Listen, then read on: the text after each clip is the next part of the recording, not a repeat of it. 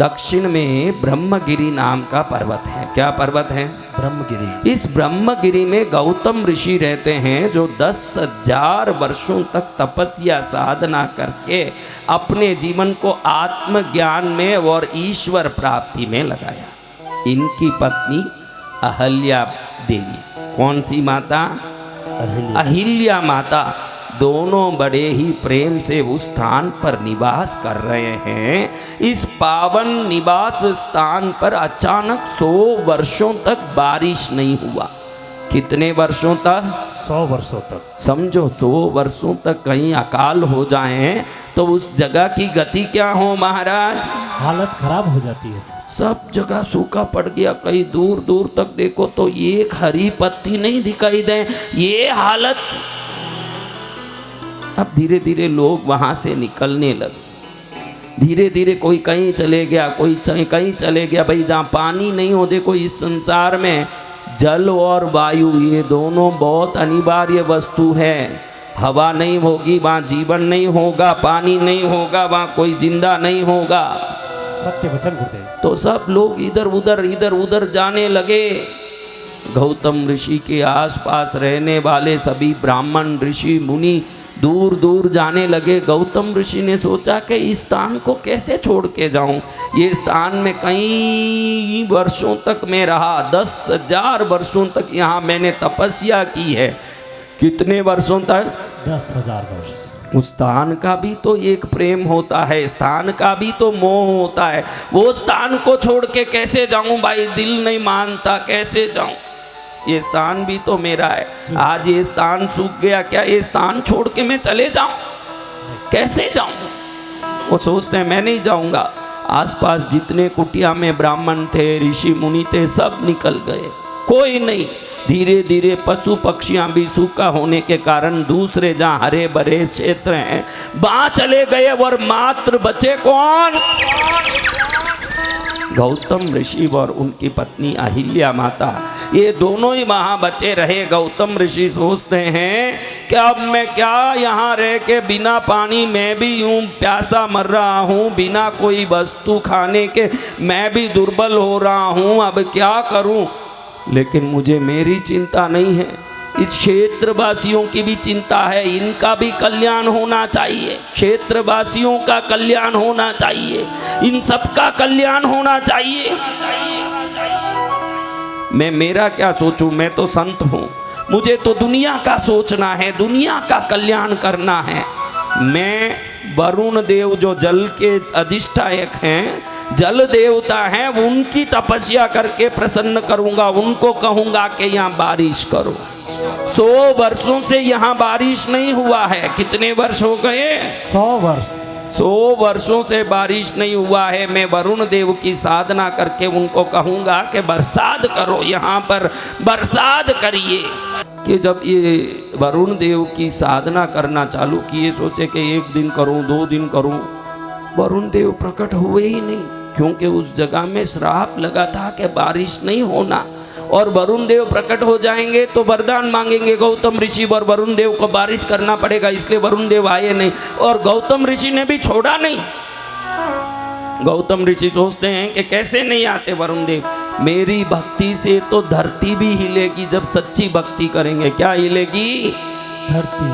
हाँ, क्या हिलेगी? धरती हिलेगी।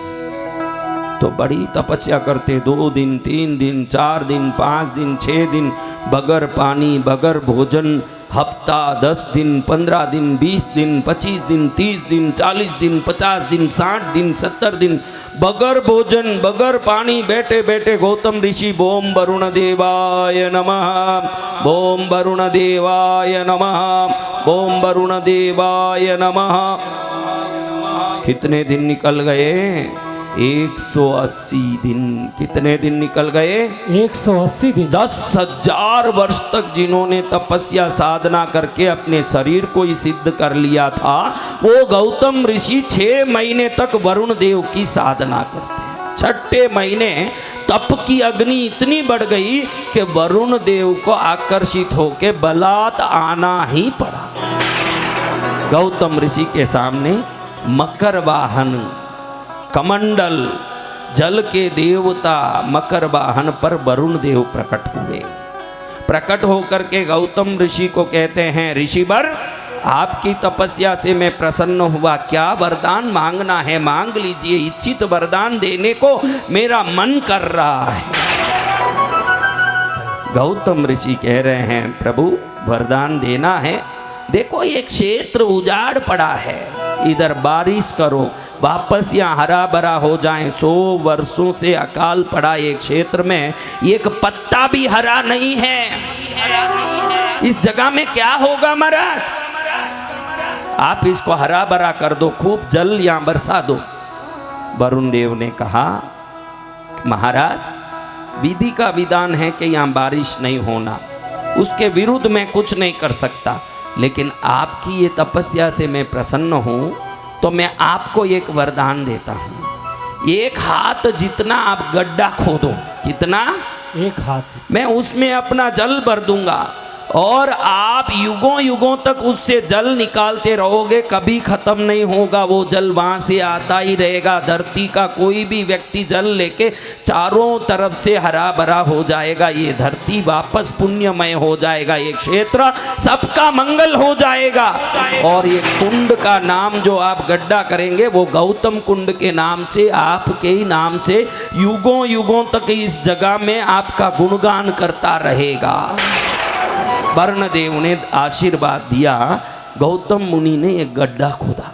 क्या खोदा, गड्ढा, कितना बड़ा गड्ढा, सिर्फ एक हाथ जितना गड्ढा। अब एक हाथ के गड्ढे में क्या हो महाराज, लेकिन वरुण देव ने एक हाथ जितना गड्ढे को गौतम कुंड नाम रखा, गौतम कुंड। और गौतम कुंड नाम रख के उसमें अपने दिव्य शक्ति से जल भर दिया। वो जल से उछल के जाने लगा अपने आप, जहाँ जहाँ वो जल गया एक ही क्षण में देखो तो वहाँ घास उग गए, अपने आप सब हरा भरा हो गया धरती, और पूरे लहलहा के वहाँ एकदम हवा बहने लगी और पशु पक्षियाँ तुरंत वहाँ पर आने लगी। लोग देखे कि यहाँ कैसे हरा भरा हो गया, बाहर चले गए, दूर दूर तक वो लोग भी वापस आने लगे, जो ऋषि मुनि ब्राह्मण वहाँ जगह छोड़ के अकाल पड़ा था, सूखा हुआ था, ये सोच के जो बाहर निकल गए थे, वो सब लोग क्या कर गए, आगे वापस। हम भी कोई आदमी दुखी हो गया हो, नुकसान में चले गया हो, उसको छोड़ के भाग जाते हैं, और जब उधर उसको वापस पैसा आ गया, धनवान बन गया, मालूम पड़ते सेठ जी कैसे हैं, आप ठीक हैं, बढ़िया हैं, सब अच्छा तो हैं, सब अच्छा है, जाते हैं कि नहीं। ये संसार है महाराज, जहाँ सूखा पड़ा है वहाँ चींटी तक नहीं रहती, जहाँ हरा है वहाँ हाथी तक आ जाती है। सत्य वचन सदगुरु भगवान। हाँ, ऐसा होता है। अब वरुण देव चले गए। अब एक कुंड में पानी लेने के लिए आसपास ब्राह्मण स्त्रियां, ऋषि मुनियों की स्त्रियां, परिवार सब झोपड़े डाल के, भाई ये कुंड अमर कुंड है, जहाँ से कभी पानी खत्म होने वाला नहीं, ये सबको मालूम पड़ गया। अब जहाँ से पानी खत्म नहीं होगा ये मालूम पड़ जाए, वहाँ रहने से हर व्यक्ति का जीवन चल सकता है, वहाँ रहने से हर व्यक्ति का पेट प्यास पूजा हो सकता है, भूख पूजा प्यास पूजा हो सकता है कि नहीं महाराज। इसलिए सब लोग सोचते हैं यहीं रहना। अब गौतम ऋषि बड़े दयालु, उन्होंने तपस्या खुद के लिए नहीं की थी, उन्होंने तपस्या किया कि दुनिया के लोगों का भला हो, यहाँ कोई भी सूखा है इसलिए बाहर नहीं जाना चाहिए, उन सबका भला होना चाहिए। क्या होना चाहिए, सबका भला। हाँ, सबका भला होना चाहिए, सबका कल्याण होना चाहिए। आहा, अब ऐसे लोग आए, इकट्ठे हुए, वहाँ झोपड़ियाँ बन गई, ऋषि मुनि रहने लगे, ब्राह्मण रहने लगे, लोग रहने लगे। धीरे धीरे वो सूखी बस्ती बहुत बड़ी बस्ती में बन गई। अब ये बस्ती बन गई तो इस बस्ती में कई लोग रहने लगे, ब्राह्मण स्त्रियाँ, ऋषि पत्नियाँ, कई लोग रहने लगे। एक बार पानी लेने में अहिल्या देवी और दूसरे स्त्रियों में थोड़ी लड़ाई हो गई। क्या हो गई, थोड़ी लड़ाई। अहिल्या देवी तो बड़ी सती, बड़ी ऋषि पत्नी, तपस्विनी, उसके मन में आया कि जाने दो, ये लड़ती होगी, हम शांत बैठेंगे। स्वभाव अपना अपना होता है महाराज, स्वभाव कभी नहीं बदलेगा। आप बंगला बदलाओ, गाड़ी बदलाओ, गहना बदलाओ, स्वभाव बदला के दिखाओ, तब समझे कि सच्ची में सिद्धि हुई। सत्य स्वभाव नहीं बदले। अब ये सभी औरतें जाके अपने अपने पत्नियों से शिकायत करने लगी, सुनो जी, ये घड़ी घड़ी झगड़ा करती है, यहाँ रह के हम कैसे पानी भरें, रसोई बनाएं, कैसे यहाँ रहें, हमसे नहीं होगा, इन दोनों को निकाल दो यहाँ से, तभी हम शांति से रह पाएंगे। किनको निकालना?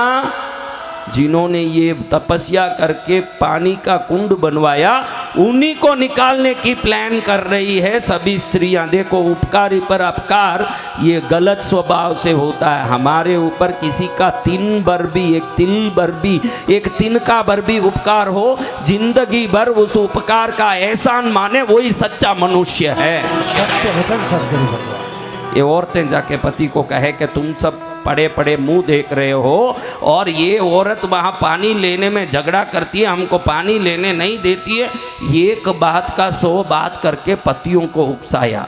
अब सभी ऋषियों ब्राह्मणों ने देखा कि हमारी पत्नियां नाराज हो रही है, तो ये नाराज पत्नियों को राजी कैसे किया जाए भाई, कैसे किया जाए? नाराज पत्नियों को राजी कैसे किया जाए? उनकी बात मान के किया जाए। तो सभी ब्राह्मणों ने, ऋषियों ने तपस्या की। किनकी तपस्या? किनकी तपस्या की? वक्रतुंड महाकाय सूर्यकोटि समप्रभ निर्विघ्नं कुरु मे देवा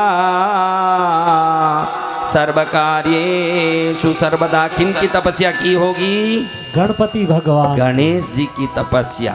गणेश जी की तपस्या करने बैठ गए सभी ऋषियों, ऋषि मुनियों सब बैठ करके हाथ में दूर्वा लेके गणेश जी का बड़ा विग्रह बैठाया। उसके सामने घी का दीपक जला के विभिन्न पुष्प दूर्वा वगैरह डाल करके, मोदक, विभिन्न प्रकार के मिठाइयों से सजावट करके गणेश जी को प्रसन्न करने के लिए ओम गजाननाय नमः, ओम गणाध्यक्षाय नमः, ओम विघ्नराजाय नमः, ओम विनायकाय नमः, ओम द्वैमातुराय नमः, ओम शुमुका नमः, ओम प्रमुखाय नमः, ओम षण्मुखाय नमः, ओम कृतिने नमः, ओम ज्ञानदीपाय नमः, ओम शुकनिधये नमः, ओम सुराध्यक्षाय नमः, ओम सुराराते नमः, ओम महागणपतये नमः, ओम मान्याय नमः, ओम महामान्याय नमः, ओम रुडात्मजाय नमः, ओम पुराणाय नमः, ओम पुरुषाय नमः, ओम भूषणे नमः, ओम पुष्करिणे नमः, ओम पुण्यकृते नमः, ओम अग्रगण्याय नमः, ओम अग्रपूज्याय नमः, ओम अग्रगामिने नमः, ओम मंत्रकृते नमः, ओम चामीकरप्रभाय नमः, ओम सर्वस्मै नमः, ओम सर्वतोवाच्याय नमः, ओम सर्वकर्त्रे नमः, ओम सर्वनेत्रे नमः, ओम सर्वसिद्धिप्रदाय नमः, ओम सर्वसिद्धाय नमः, ओम सर्वबन्ध्याय नमः, ओम महाकालाय नमः, ओम महाबलाय नमः, ओम हेरम्बाय नमः, ओम लम्बजठराय नमः, ओम रस्वग्रीवाय नमः, ओम महोदराय नमः, ओम मदोत्कटाय नमः, ओम महावीराय नमः, ओम मंत्रिणे नमः, ओम मंगलदायिने नमः, ओम प्रथमार्चिताय नमः, ओम प्राज्ञाय नमः, ओम प्रमोदाय नमः, ओम मोदकप्रियाय नमः, ओम धृतिमते नमः, ओम मतिमते नमः, ओम कामिने नमः, ओम कपितप्रियाय नमः, ओम ब्रह्मचारिणे नमः, ओम ब्रह्मरूपिणे नमः, ओम ब्रह्मविते नमः, ओम ब्रह्मवन्दिताय नमः, ओम जिष्णवे नमः, ओम विष्णुप्रियाय नमः, ओम भक्तजीविताय नमः, ओम जितमन्मताय नमः, ओम ऐश्वर्यदाय नमः, ओम भज्यायसे नमः, ओम सिद्धसेविताय नमः, ओम विघ्नकर्त्रे नमः, ओम विघ्नहन्त्रे नमः, ओम विश्वनेत्रे नमः, ओम विराजे नमः, ओम स्वराजे नमः, ओम श्रीपतये नमः, ओम वाक्पतये नमः, ओम श्रीमते नमः, ओम श्रृंगारिणे नमः, ओम श्रितवत्सलाय नमः, ओम शिवप्रियाय नमः, ओम शीघ्रकारिणे नमः, ओम शाश्वताय नमः, ओम शिवनन्दनाय नमः, ओम बलोत्तदाय नमः, ओम भक्तनिधये नमः, ओम बालकंपाय नमः, ओम भवात्मजाय नमः, ओम महते नमः, ओम मंगलदायिने नमः, ओम महेशाय नमः, ओम महिताय नमः, ओम सत्यधर्मिणे नमः, ओम जटाधराय नमः, ओम सत्याय नमः, ओम सत्यपराक्रमाय नमः, ओम शुभांगाय नमः, ओम शुभ्रदन्ताय नमः, ओम शुभदाय नमः, ओम शुभविग्रहाय नमः, ओम पंचवातकनाशिने नमः, ओम पार्वती प्रियनंदनाय नमः, ओम विश्वेशाय नमः, ओम विबुधाराध्यपदाय नमः, ओम वीरवराग्रजाय नमः बम कुमार गुरुवन्द्याय नमः बम कुञ्जरासुरभञ्जनाय नमः बम वल्लभाय नमः बम वराभयकराम्बुजाय नमः बम सुधाकलशहस्ताय नमः बम सुधाकरकलाधराय नमः बम पंचहस्ताय नमः बम प्रदानेशाय नमः बम पुरातनाय नमः बम वरसिद्धिविनायकाय नमः बम रिद्धिसिद्धिशुभलाभसहित श्रीमन् महागणपति देवताभ्यो नमो नमः। गणपति की ऐसी उन ऋषियों ने ब्राह्मणों ने साधना की, पूजा की। गणेश जी अति प्रसन्न होके उस ब्रह्मगिरि पर्वत की तलहटी में जहाँ ये बस्ती थी, उन ब्राह्मणों के ऋषियों के बीच में गणेश जी प्रकट हुए। प्रकट हो करके गणेश जी कहते हैं कि हे ब्राह्मण ऋषि मुनियों, मुझे क्यों याद किया? आप सबके तपस्या से मैं अत्यंत प्रसन्न हो गया हूँ। मेरे प्रसन्नता के द्योतक के रूप में मैं तुमको मनचाहा वरदान देने के लिए प्रकट हुआ हूँ। अपनी इच्छा अनुसार मुझसे वरदान ले लो। तो सभी ऋषि मुनियों ने हाथ जोड़ करके कहा, प्रभु आपके पदार्पण से हमारा जीवन धन्य हुआ, आपके दर्शन से हम कृतज्ञ हुए, आपको कोटि प्रणाम। यहाँ जो गौतम ऋषि है और उनकी पत्नी अहल्या है, हमको जल लेने में परेशान करते हैं, बहुत पीड़ा पहुँचाते हैं। इन दोनों को यहाँ से भगा दो, यही हम आपसे चाहते हैं। क्या मांगा? गौतम ऋषि उनकी पत्नी अहिल्या माता को वहाँ से निकालने की निवेदन के लिए इतनी बड़ी साधना की। गणेश जी सुन के अचंभित हो गए कि मांगा तो क्या मांगते हैं, दूसरों का हित मांगते हैं। गणेश जी ने कहा, हे ऋषियों, हे ब्राह्मणों, तुम क्या मांग रहे हो? थोड़ा खुद तो सोचो, क्या मांग रहे हो? जो उपकारी है उन पर अपकार मांग रहे हो? ये कुंड बनाया किसने? किनकी तपस्या से वरुण देव ने प्रसन्न होकर के कुंड बनाए? कुंड का नाम ही गौतम कुंड है। जिनके नाम से कुंड हो उनको भगाने की भाव रखते हो। तुम्हारे भगाने के बाद भी उनका पुण्य और भाग्य कम नहीं पड़ेगा। तुम भगा भी दोगे तो उनका शुभ ही होने वाला है, उनका अशुभ कभी नहीं होगा। लेकिन तुम्हारी मति भ्रष्ट हो गई है। ब्रह्मा सच में सही कहते हैं। ब्रह्मा कहते हैं कि साधु कभी असाधु नहीं हो सकता, असाधु साधु वेश में होके भी साधु नहीं हो सकता। इसलिए तुम्हारी मति को शुद्ध कर लो, उनको भेजना अच्छी बात नहीं है। कोई उत्तम वरदान मांग लो, कोई रिद्धि सिद्धि समृद्धि ऐसा मांग लो जिससे तुम्हारा कल्याण हो। दूसरों का नुकसान पहुंचा के तुम्हारा कहाँ कल्याण होने वाला है जिसको तुम मांगने जा रहे हो? सर्वोत्तम आशीर्वाद मांगो। गणेश जी के कहने के बाद भी कुत्ते का पूंछ कल सीधा नहीं हुआ। वो कैसे होगा कुत्ते का पूंछ सीधा? महाराज भूंगला लगा के रखोगे तो भी करोड़ वर्ष बाद निकलोगे, पूंछ तो कैसा रहेगा? तो आप सबसे निवेदन है कि अपना स्वभाव बदलने की कोशिश करिए। घर बदलो, पेंट बदलो, कपड़े बदलो, गहने बदलो, स्वभाव बदलो। आपका कल्याण उसी में है। क्या बदलना है? स्वभाव। हाँ बंसीलाल जी, स्वभाव बदलना है। क्या बदलना है? स्वभाव। हाँ, आप बोलते हो ना कि ग्रह इस दिशा दशा में आके इस घर में बैठा है, मुझे परेशान कर रहा है। आप चाहते हो ना कि ग्रह अपने घर बदलें, कि ग्रह वो शनि उस घर से अगर निकल जाएगा तो मेरी पीड़ा मिट जाएगी। आप अपना स्वभाव जिस दिन बदलोगे, ग्रह भी अपने घर बदल लेंगे। ध्यान रखना, वो आपके स्वभाव से ही संपन्न होगा। ग्रह को बदलाना हो तो पहले स्वभाव को बदलना पड़ेगा। उसी दिन से शनि शुभ ही करेंगे जिस दिन आपके ग्रह दशाएं ठीक हो जाएंगे। क्या हो जाएंगे? ग्रह दशाएं ठीक हो जाएगी। ग्रह दशाएं ठीक हो जाएंगे। ध्यान रखिए, जिस दिन स्वभाव ठीक हो जाएंगे। क्या हो जाएंगे? स्वभाव ठीक हो जाएंगे। हाँ, स्वभाव में ईर्ष्या, जलन, क्रोध, दुष्टता। अभी ये ऋषि मुनि ब्राह्मणों ने हाथ जोड़ के कहा, महाराज आप प्रकट हुए, बहुत अच्छी बात है, लेकिन हमको देना हो तो हमने जो मांगा वही वरदान दो। हमको दूसरा वरदान नहीं चाहिए। हमको तो गौतम मुनि को यहाँ से निकालना, यही हमको चाहिए।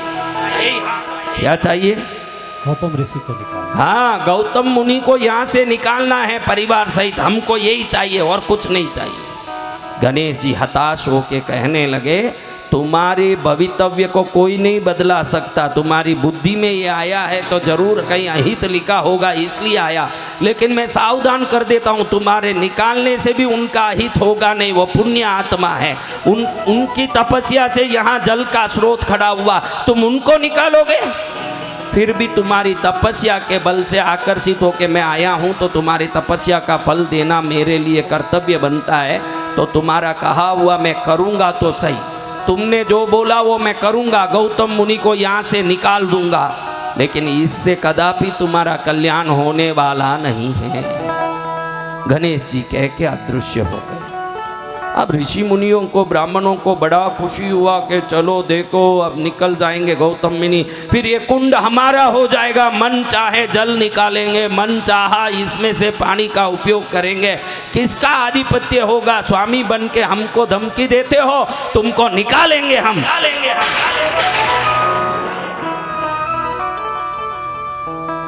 गणेश जी अपना वचन पूरा करने के लिए एक बूढ़ी गाय के रूप में आए। कैसे आए? बूढ़ी गाय के रूप। अब बूढ़ी गाय के रूप में आके गौतम ऋषि ने जहाँ फसल बोया था, जहाँ पर थोड़े फल सब्जी बोए थे, उसमें आके एकदम दुर्बल होके कांपते कांपते चरने लगे। गौतम ऋषि ने देखा कि गाय मेरे फल सब्जी को चर रही है, ये खत्म हो जाएगा तो यहाँ की हमारी व्यवस्था बिगड़ेगी, लेकिन एक बूढ़ी गाय को मारूं कैसे? क्या बूढ़ी गाय को मार दूं? लकड़ी लेके मारूं? नहीं, इस गाय को मार तो नहीं सकता, नहीं निकालूंगा तो पूरी व्यवस्था बिगड़ जाएगी। इसलिए उन्होंने उस गाय को यूं चमक देने के लिए, चमकाने के लिए 2-4 घास उठा लिया हाथ में। क्या उठाया? उस घास से मारने जैसे ऐसे करने लगे। अभी घास से मारोगे क्या होगा महाराज? और घास लेके उस दुर्बल गाय को चल ऐसे करने लगे। वो गाय उसी के इंतजार में थी कि कोई मुझे थोड़ा आके पुचकारें। अब उनको तो गणेश जी को तो गौतम मुनि को निकालना था, यही कारण था आने का।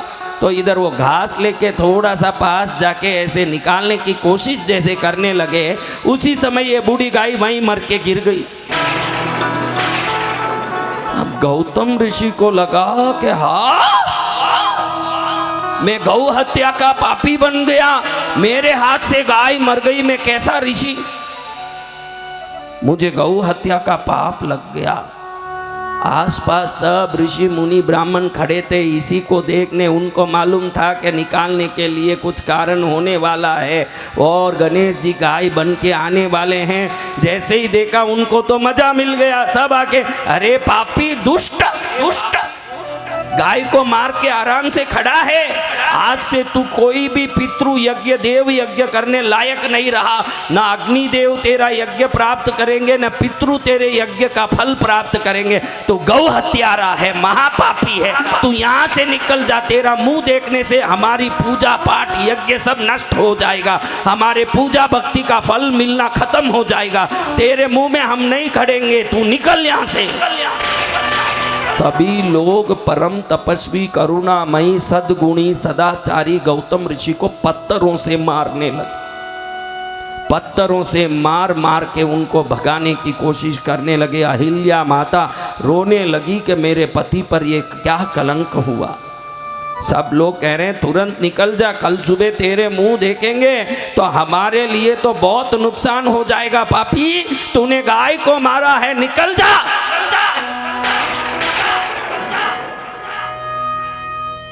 गौतम मुनि अंदर से प्रलाप करते हुए कहते हैं, हाँ सच्ची बात है, मैंने गाय को मारा है। एक ऋषि होकर के एक चींटी को भी हिंसा नहीं करने की जिनकी प्रज्ञा प्रतिज्ञा हो, वो क्या एक गाय को मार करके शांति से खड़ सकता है? नहीं खड़ सकता। मैं तुम्हारे सामने खड़ने लायक नहीं हूँ, मैं चले जाऊँगा, मैं यहाँ से चले जाऊँगा। अपनी दिव्य तपस्या से प्रकट कुंड को छोड़ करके, अपनी झोपड़ी बस्ती को छोड़ करके गौतम ऋषि वहाँ से 1 कोस दूर जाके कहीं रहने लगे। 1 पक्ष तक वहाँ रहे। ये ब्राह्मणों ने वहाँ भी नहीं छोड़ा। वहाँ आकर के सब इकट्ठे होके कहने लगे, यहाँ बैठ के क्या कर रहे हो? तुम यहाँ गए तो क्या शुद्ध हो गए समझ रहे हो?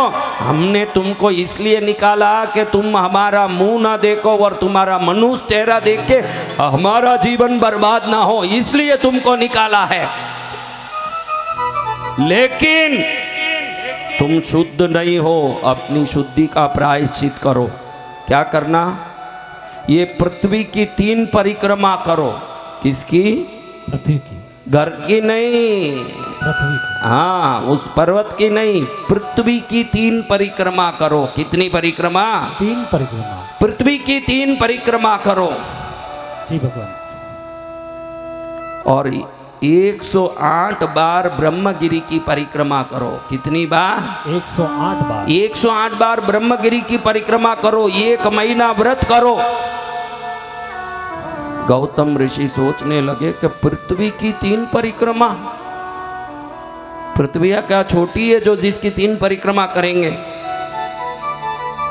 उनको देख के ऋषि मुनियों ने समझा कि ये मुंह फाड़ के बैठे। तब कहे अगर ये नहीं हो रहा है तो 1 करोड़ पार्थिव शिवलिंग बनाओ। क्या बनाना? 1 करोड़ का। 1 करोड़ पार्थिव शिवलिंग बनाओ। 11 बार इस ब्रह्मगिरी का प्रदक्षिणा करो। 100 गड़े गंगा जल से। कितने गड़े से?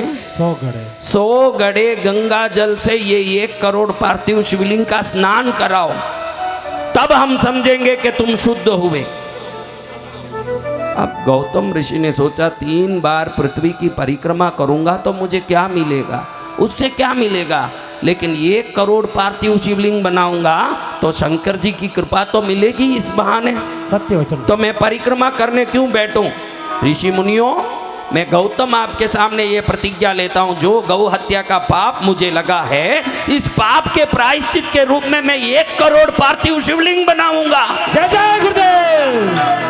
क्या बनाऊंगा? पार्थिव शिवलिंग। 1 करोड़ पार्थिव शिवलिंग बनाऊंगा। 11 परिक्रमा ब्रह्मगिरी पर्वत का करूंगा। 100 गड़े गंगा जल ला करके, वहां कहाँ है गंगा भाई महाराज? आप बोलो।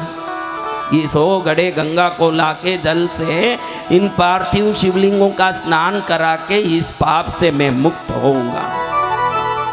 जब इन पर इतने सारे भार सौंपने के बाद सभी ऋषि ब्राह्मण वहां से निकल गए, उसके बाद गौतम ऋषि वहां बैठ गए। सुंदर मृग चर्म का आसन बिछा करके उसके ऊपर पूर्वमुखी होकर के बैठ गए। अपने मन को एकाग्र कर लिए, शरीर के सभी इंद्रियों को वश में कर लिए।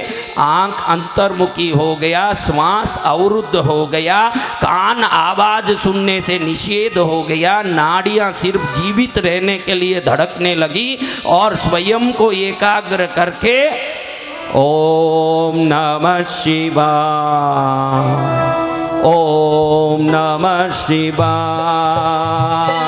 ओम नमः शिवाय, ओम नमः शिवाय, नमः शिवाय बोलो, नमः शिवाय, नमः शिवाय बोलो, नमः शिवाय, ओम नमः शिवाय, ओम नमः शिवाय, ओम नमः शिवाय, ओम नमः शिवाय। पार्थिव शिवलिंग बनाते बनाते, आप लोग बनाते हो ना, ऐसे नहीं। आप पार्थिव शिवलिंग नहीं बना रहे हो, आधे तो पाप बना रहे हो। बैठे बैठे पड़ोसी से बातें करते, मन को इधर उधर भटकाते। एक छोटा सा पार्थिव शिवलिंग भी बनाए, वो बनाते समय उस प्रभु में ही लीन होके बना दें। इसी जन्म में अनंत जन्मों के पापों को नष्ट कर लें वो व्यक्ति जो एकाग्र भाव के भाव भक्ति से सेवा कर रहा है। जय जय गुरुदेव। कैसे बनाएं? अपने दिल में प्रभु को बैठा के, आसपास कौन बैठे हैं क्या लेना देना, आसपास पुरुष बैठा है कि स्त्री बैठी है क्या लेना देना। मेरे हाथ में पार्थिव है, मेरे हाथ में पृथ्वी रूपी मृत्तिका है और मैं अपने पंच तत्वों से बने शरीर से इसको आकार दे दूं। शिव बनाने की जो कोशिश करता है वो शिव बन जाता है। पार्थिव शिवलिंग का रहस्य ये है, जो शिव बनाने की कोशिश करता है वो स्वयं शिव बन जाता है, शिव तत्व बन जाता है, महाशक्ति बन जाता है। गौतम ऋषि बड़े भक्ति से 1 करोड़ पार्थिव शिवलिंग बनाने लगे। कितने? 1 करोड़। 1 से शुरू किया। ध्यान रखना, जब भी आपको शुरू करते हो संख्या 1 से ही शुरू होगी। कितने से? 1 से। लेकिन वो कितने में पहुंचती है ये आपके दृढ़ता पर निर्भर है। 1:30 बज गई है, भोजन करके आ जाऊं। 9 बज गई है नाश्ता करके आ जाऊं, 4 बज गई है चाय पी के आ जाऊं। ये आदमी शंकर नहीं बना रहा है, अपने शरीर बना रहा है। जो मात्र बैठे बैठे बनाते समय अपनी रोटी की, अपनी पेट की, अपनी चिंता कर रहा है, वो सब भूल गया। और कोई बोले सामने से, अरे भाई 2 बज गई बेटा, उठ खाने आ जा। अरे खाने तो रोज जिंदगी भर घर में जाना ही है। मौका मिला है पार्थिव शिवलिंग बनाने का, पूर्ण रूप से इसी में लीन हो गया। अभी न भूख लग रहा है न प्यास लग रही है, मुझे मात्र शंकर दिख रहे हैं। अगर ये भाव आ गया तो समझ लो कि शिवलिंग बनाने का पुण्य अनंत गुना, 1000 गुना, करोड़ गुना, अनंत करोड़ गुना हो गया। सत्य कथन सदगुरु भगवान। गौतम ऋषि शिवलिंग बनाते बनाते बनाते बनाते 1 करोड़ पूर्ण किए। कितना पूर्ण किए? 1 करोड़। और ऋषि मुनियों ने आदेश दिया था कि जिस दिन 1 करोड़ पूर्ण करोगे उसके बाद 11 बार ब्रह्मगिरी का प्रदक्षिणा करोगे, 100 गड़े गंगा जल को लाके इसको स्नान कराओगे, उसके बाद तुम शुद्ध माने जाओगे, इस हत्या के पाप से मुक्त माने जाओगे। अब इन्होंने क्या बना दिया? कितना बना दिया? 1 करोड़। आप पूरे मिलके भी 1 करोड़ कब बनाओगे मुझे पता नहीं चल रहा है। अकेले गौतम ऋषि ने कितना बना दिया? 1 करोड़ पार्थिव। हाँ, इसलिए मन लगा के बनाते रहो, दिल पूरा उसी में लगाओ। पास में कौन बैठे हैं, कौन क्या कर रहे हैं, इन सब प्रपंचों से मुक्त होकर के भक्ति के लिए जो भक्ति करेगा वो मुक्ति के लिए मुक्ति प्राप्त करेगा। जय जय सदगुरु महाराज। गौतम ऋषि जब 1 करोड़ पूरा किए, उसी समय परमेश्वर भगवान विश्वनाथ प्रसन्न हुए। सोच रहे हैं कि निष्पाप निष्कलंक गौतम ऋषि का कोई भी अपराध नहीं है, फिर भी इन मुनियों ने मिलकर उन पर झूठा इल्जाम लगा के गणेश को बेच के इन पर अपराधी दोषी का कलंक लगवा दिया। ऐसा व्यक्ति जो मेरा 1 करोड़ शिवलिंग अकेला बैठ के बना के एकांत भाव से भक्ति कर रहा है, इसको पूर्ण आशीर्वाद देना मेरा कर्तव्य है। भगवान विश्वनाथ भगवती गौरी पार्वती माता और प्रमथ गणों के साथ एक साथ एकत्रित होकर ज्योतिर्मय दिव्य अपने स्वरूप से श्री गौतम ऋषि के सामने प्रकट हुए। गौतम ऋषि ने देखा कि सामने त्रिशूलधारी पिनाक पानी भस्मधारी त्रिनेत्रधारी नीलकंठ भगवान भोलेनाथ भगवती माता और परिवार के साथ प्रकट हुए। हाथ जोड़ करके स्वयं को धन्य धन्य मानने लगे। आंख ही नहीं रोम रोम से अश्रु बहने लगे कि जिनके दर्शन के लिए 7 जन्म लिए उनका दर्शन हुआ, मेरा जीवन धन्य हो गया। बोलिए शंकर भगवान की। तन मन के सूद बिसर गए हैं, सन्मुख भोले नाथ खड़े हैं। तन मन के सूद बिसर गए हैं, सन्मुख भोले नाथ खड़े हैं।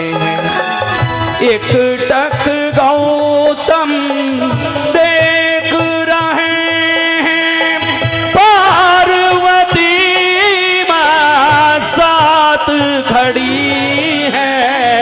तन मन के सूद बिसर गए,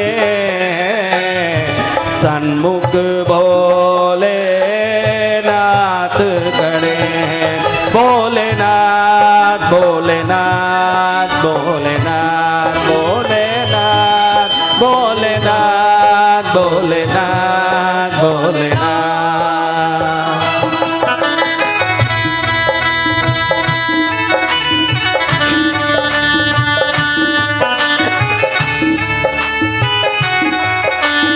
बोलो शंभु महादेव की। भगवान प्रसन्न होके गौतम ऋषि अहल्या माता को देख के कहने लगे, हे गौतम, तुम्हारी अत्यंत प्रभाविक 1 कोटि पार्थिव शिवलिंग की आराधना से मैं अत्यंत प्रसन्न हुआ। मैं मन चाहा वरदान देने के लिए यहाँ प्रकट हुआ हूँ। तुमको जो इच्छा लगे वो मुझसे मांग लो, जो तुम्हारे जीवन में अच्छा लगे वो तुम मुझसे मांग लो। प्रभु, मैं दोषी हूँ प्रभु, मैं दोषी हूँ। मैं गौ हत्या किया, मैं पापी हूँ, मैं ऋषि होने लायक नहीं हूँ। मुझे इस दोष से निवृत्त कर दो प्रभु, मुझे इस दोष से निवृत्त कर दो। मैं महापापी हूँ प्रभु, महापापी। मैं किसको मुंह देखने दिखाने जाऊंगा, किसके सामने खड़ूंगा? मुझे रात दिन मन में एक ही भाव आता है कि मैंने गाय को मारा प्रभु, मैं तो बड़ा अपराधी हूँ। शास्त्र में गौ ब्राह्मण वध निष्पाप व्यक्ति को परम पापी कर देता हो, फिर मैं कैसे वहां यहाँ खड़ूं प्रभु? मुझे बड़ा दोष का, अपराध का बोध मुझे सता रहा, भार बन के मुझे इस पाप से मुक्त कर दो। भगवान बड़े प्रेम से कहने लगे, गौतम तुम अनंत काल के परम तपस्वी हो। 10,000 वर्षों तक तपस्या करके महापुण्य से आत्मशुद्धि किया है, आत्मज्ञान प्राप्त किया है, चक्र भेदन करके सुषुम्ना नाड़ी में प्राण वायु को संचरित करके 6 चक्रों को जागृत करके मुझे अंतर में प्राप्त किया है। कदापि तुम कभी दोषी नहीं हो सकते हो। तुम निष्कलंक हो, पहले भी निष्कलंक थे, अभी निष्कलंक हो, सदा निष्कलंक रहोगे। तुम पर कोई कलंक कभी नहीं लग सकता। ये तो सभी दुष्ट पापी ऋषि मुनि ब्राह्मणों ने तुम पर कलंक लगा के तुमको वहां से भगाया। वो अक्षम्य पापी हैं, जिनका दर्शन करने से पाप लग जाए, ऐसे पापी हैं। तुम पापी नहीं हो, तुम परम पुण्यशाली हो। तुम अपने मन में ये भार मत रखो कि मैं पापी हूँ, कदापि ये भार मत रखो। अपने मन से ये भार निकाल दो। ये तो उन ऋषि मुनियों ने तपस्या करके गणेश को प्रसन्न करके गणेश से वरदान मांगा, इसलिए गणेश बूढ़े गाय के रूप में आके तुम्हारे साथ छल किया है। मैं तुमको आशीर्वाद देता हूँ, तुम कदापि कभी कोई प्रकार से पापी नहीं हो सकते हो। प्रभु धन्य है आपकी कृपा को, धन्य है आपके आशीर्वाद को। लेकिन मैंने ऋषि ब्राह्मणों को वचन दिया है कि ये 1 करोड़ पार्थिव शिवलिंग को 100 गड़े गंगा जल से स्नान कराऊंगा। यहाँ गंगा कहाँ है महाराज? मैं गंगा से कैसे स्नान कराऊंगा? मुझे भी लग रहा है कि आप 1000 बोलो मैं निष्कलंक हूँ, मुझे भी गंगा से शुद्धि करने की भावना हो रही है। आप अगर मुझे कुछ देना चाहते हैं तो माँ गंगा दीजिए मुझे, ताकि मैं भी शुद्ध हो जाऊं और ये पार्थिव शिवलिंगों को भी गंगा जल से स्नान करा के मेरे वचन को पूरा कर लूं। शंकर जी ने सोचा कि कितना प्रेम, दया, करुणा, अहिंसा भरा हुआ ऋषि मात्र अपने जीवन में श्रेष्ठता चाहता है और कुछ नहीं चाहता है। अपनी जटा से गंगा को भगवान ने बाहर निकाला तो गंगा एक स्त्री बन के वहाँ खड़ी हो गई। गौतम ऋषि गंगा मैया को देखते ही हाथ जोड़ के कहने लगे, हे माँ गंगा पतित पावनी, तू जहाँ जिस पर बह जाती है वो परम पापी भी पावन हो जाता है। माँ मुझे ये पार्थिव शिवलिंगों को 100 घड़े से स्नान कराना है, फिर मैं भी शुद्ध होऊंगा, मुझे आशीर्वाद दो। पार्थिव शिवलिंग के 100 घड़ों से गंगा मैया के जल से स्नान करा के नमक शिवाय करके सब पर प्रक्षालन किया। पार्थिव शिवलिंग की भी पूजा हो गई और गौतम मुनि का भी स्नान हो गया। अब गंगा मैया वहाँ जाने लगी तो गौतम ऋषि ने माँ के चरण पकड़ लिए। माँ हे गंगा, तू यहाँ आने से ये जगह का वातावरण बदल गया, यहाँ का मौसम बदल गया, यहाँ चारों तरफ प्रसन्नता छा गई। अगर एक दिन के लिए आपके आने से इतना आनंद हो सकता है, आप यहाँ सदा के लिए रह जाओ माँ, आपसे हम प्रार्थना करते हैं। तुरंत गंगा मैया कहने लगी, मैं तीनों लोकों में पूजी जाने वाली इस जंगल में रह के क्या करूँगी? इस जंगल में मुझे क्या मिलेगा? अगर मुझे कोई विशेष चीज़ मिलता हो तो फिर मैं रहूँ। हे महादेव भोलेनाथ, आप एक मुनि की तपस्या से प्रसन्न हो करके इस जगह पर प्रकट हुए हो, तो आप भी यहीं निवास कर लो, तो मैं भी यहीं निवास करूं। तो भगवान भोलेनाथ कहने लगे, हे गंगा, मैं गौतम की तपस्या से वैसे भी प्रसन्न हूँ, मैंने मन बना लिया है कि यहीं रहना है, तुम भी रहो। गंगा फिर भी मानी नहीं, कहे कि मेरे लिए कोई विशेष चीज़ मिलता हो तो। जब इनका वाद विवाद हो रहा था उस समय आकाश से सभी देवता नीचे उतरने लगे। भगवान विष्णु, भगवान ब्रह्मा, नारद, भृंगी, तुम्बुरु, इंद्र, चंद्र, वरुण, वायु, कुबेर आदि देवता सब धरती पर आके वहां खड़े हो गए। सब हाथ जोड़ के कहते हैं, ये परम तपस्वी गौतम ऋषि की बात मान लो गंगा मैया, आप यहीं रह जाओ, हम सभी देवता निवेदन करते हैं। अच्छा, तुम लोग मुझे निवेदन करके यहाँ रख लोगे और तुम सब चले जाओगे, माँ यहाँ बैठी रहूंगी, तुम भी रहो सब तो मैं रहूं। माता, हम अनेकों कार्यों में लगे हैं। ये वरुण को जगह जगह जल बरसाना है, ये अग्नि को हर अग्निकुंड में जाना है, हर जगह काम करना है, ये यम को हर एक आत्मा से प्राण निकाल के उसके कर्म धर्म का न्याय का गणित करना है। हम एक जगह कैसे बैठ सकते हैं? फिर भी ये गौतम मुनि की तपस्या इतनी बड़ी है, तो हम ये वचन देते हैं कि जब बृहस्पति सिंह राशि में आएंगे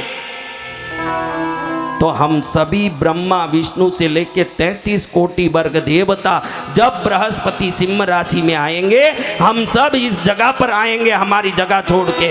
पृथ्वी में हमारा कहीं भी लाखों मंदिर हो, उस समय वहां पूजा करने वालों को कोई फल नहीं मिलेगा। जो यहाँ आके दर्शन करेगा उसी को फल मिलेगा, हम उस स्थान में नहीं रहेंगे। और जब हम यहाँ से वापस अपने मंदिरों में जाएंगे तब ही वो पूजा फलित होगा। 12 वर्षों में एक बार जब सिंह राशि में बृहस्पति आएंगे, हम सब यहाँ एकत्रित होंगे। हे महादेव, मैं विष्णु, मैं ब्रह्मा, मैं नारद, तुम्बुरु, इंद्र, चंद्र, वरुण, वायु, कुबेर आदित्यादि देवता, सूर्य चंद्र आदि देवता यहाँ हर 12 वर्ष में आने की शपथ लेते हैं। आप भी यहाँ रहो प्रभु, आपको निवेदन करते हैं। भगवान भोलेनाथ महादेव कहने लगे, हे देवताओं, गौतम ऋषि की तपस्या मेरे प्रति था, लेकिन तुम प्रसन्न हुए। मैं देख के बहुत प्रसन्न हुआ कि तपस्वी आत्माओं के लिए सभी देवता आशीर्वाद देने तत्पर रहते हैं। ये कोई जरूरी नहीं कि वो किसकी तपस्या किया। गौतम ऋषि ने तपस्या तो मेरी की थी, लेकिन आशीर्वाद 33 कोटि वर्ग देवताओं का प्राप्त हुआ। जय जय गुरुदेव। धन्य है ऐसे मुनि को। गंगा आज से यहीं रहेगी। गौतम ऋषि की तपस्या के कारण, यहाँ रहने के कारण उसको गौतमी नदी के रूप में ये गंगा को यहाँ पुकारा जाएगा। ये क्षेत्र नासिक के रूप में जाना जाएगा, जहाँ भविष्य में शूर्पणखा का नाक कटेगा। नासिका कटने के कारण ये जगह महाराष्ट्र में नासिक के रूप में जाना जाएगा, जहाँ ये गौतमी नदी बहेगी, जिसको दुनिया गोदावरी के रूप में जानेगी। क्या जानेगी? गोदावरी के रूप में। और हर 12 वर्ष में लोग इधर कुंभ मनाएंगे, क्योंकि सभी देवताओं ने वरदान दिया है कि बृहस्पति जब सिंह राशि में रहेंगे, पृथ्वी के सभी मंदिर को छोड़ के देवता यहाँ निवास करेंगे। उस समय अन्य किसी मंदिर में की हुई पूजा का कोई फल प्राप्त नहीं होगा, फल यहीं पर प्राप्त होगा। तो मैं महादेव भी आशीर्वाद देता हूँ, जैसे सबने निवेदन किया, गौतम ऋषि ने निवेदन किया कि हे महादेव, मेरे 1 करोड़ पार्थिव शिवलिंग पूजा से प्रसन्न होकर आप यहीं निवास करो। तो आज से मैं यहाँ त्रयंबकेश्वर ज्योतिर्लिंग के रूप में निवास करूंगा। किस रूप में निवास करूंगा? त्रयंबकेश्वर ज्योतिर्लिंग के रूप में निवास करूंगा। गंगा यहाँ गौतमी नदी के रूप में निवास करेगी, और हमारी इस त्रयंबकेश्वर ज्योतिर्लिंग की जो पूजा करेगा, जो आराधना करेगा, उसको 33 करोड़ देवताओं का आशीर्वाद मिलेगा, क्योंकि उन सब ने इधर रहने की मुझे निवेदन किया है।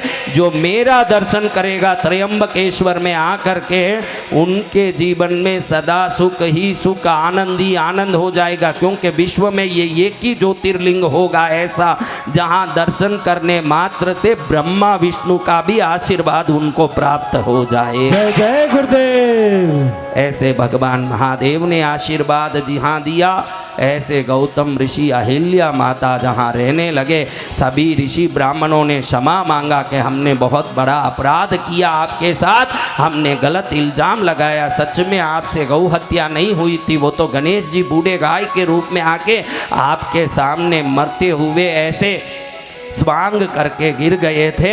आप महापुरुष हो, आपको हमारा प्रणाम। सभी गौतम ऋषि के सामने दूसरे ऋषि ब्राह्मण क्षमा मांगने लगे।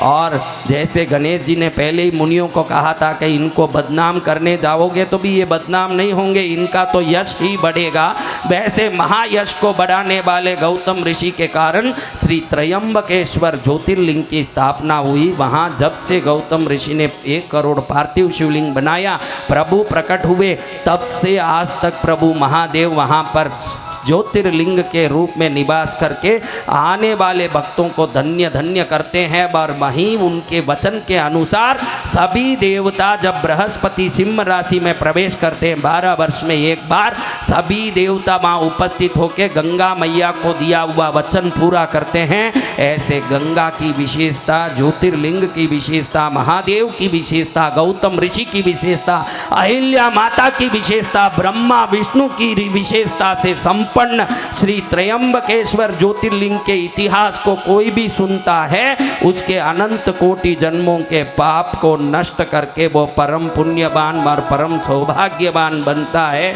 उसके सौभाग्य की तो बात क्या कहें, जिसके सौभाग्य को स्वयं ब्रह्मा और लिपि लिखने वाले ब्रह्म भगवान भी नहीं माप सकते हो। ऐसा परम भाग्य श्री त्रयंबकेश्वर ज्योतिर्लिंग का कथा सुनने से मिलता है।